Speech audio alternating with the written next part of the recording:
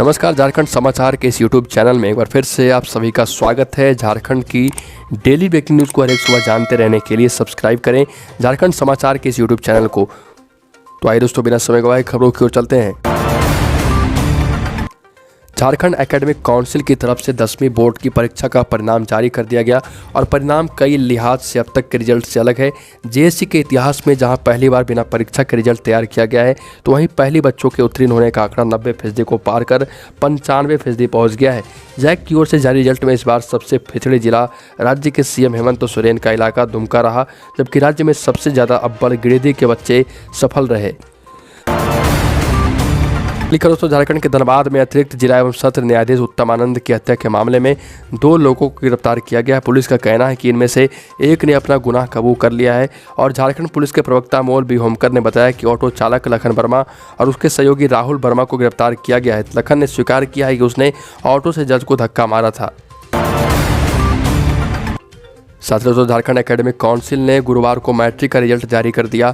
Jack कार्यालय में शिक्षा मंत्री जगन्नाथ महतो ने रिजल्ट जारी किए। इस बार पिछले साल की तुलना में करीब 20% अधिक बच्चे पास हुए और पिछले साल जहां 75% स्टूडेंट पास हुए थे और इस साल 95% स्टूडेंट पास हुए हैं।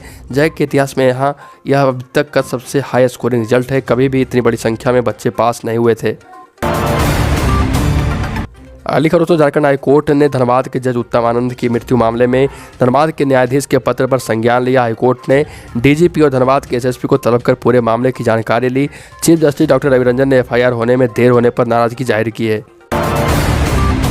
धनबाद में अतिरिक्त जिला एवं अतिरिक्त न्यायाधीश उत्तम आनंद का गुरुवार को हजारीबाग स्थित मुक्तिधाम में अंतिम संस्कार किया गया।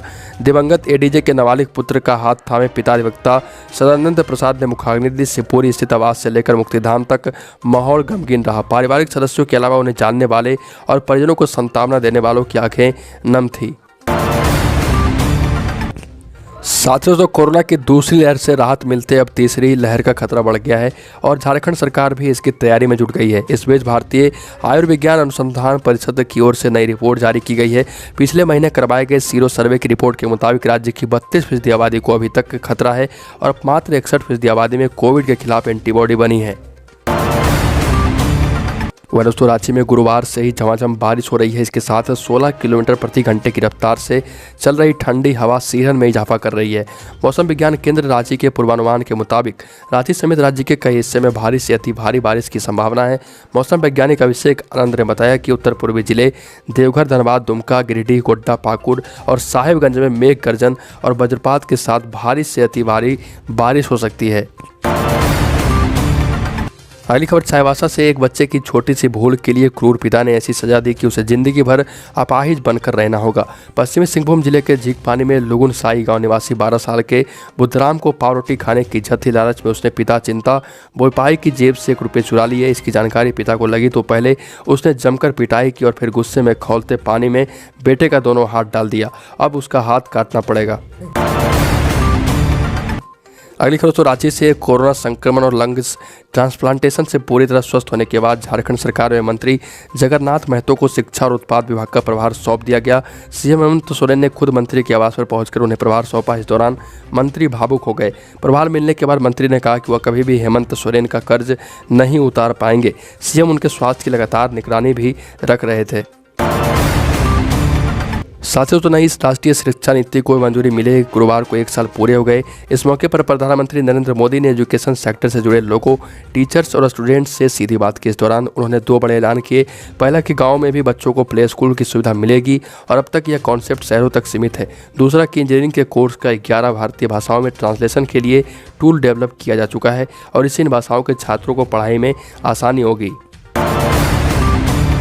दोस्तों, केंद्र सरकार ने चिकित्सा शिक्षा के क्षेत्र में गुरुवार को ऐतिहासिक फैसला लिया और चिकित्सा शिक्षा के क्षेत्र में पिछड़ी जातियों ओबीसी को 27% और आर्थिक रूप से कमजोर कैंडिडेट्स को 10% आरक्षण देने का फैसला लिया है और ये फैसला 2021-22 के सेशन से लागू हो जाएगा। दोस्तों चीन की कम्युनिस्ट पार्टी की स्थापना को 100 साल पूरे हो चुके। चीन इसका प्रचार करने के लिए पूरे देश में कार्यक्रम आयोजित कर रहा है। ऐसे ही एक कार्यक्रम में भारत के कुछ नेता शामिल हुए। कार्यक्रम दिल्ली में स्थित चीनी दूतावास में आयोजित किया गया। एएनआई के मुताबिक कार्यक्रम में सीपीआईएम के महासचिव सीताराम येचुरी, सीपीआई के जनरल सेक्रेटरी डी राजा और लोकसभा सांसद डॉक्टर एस सेंथिल कुमार और ऑल इंडिया फॉरवर्ड ब्लॉक के जी देवराजन भी शामिल हुए। दोस्तों झारखंड की खबरों में अभी के लिए इतना ही। अगर आपने अभी तक इस चैनल को सब्सक्राइब नहीं किया तो सब्सक्राइब कर लें, जैसे कि आपको झारखंड की डेली ब्रेकिंग न्यूज़ हर एक सुबह मिलती है।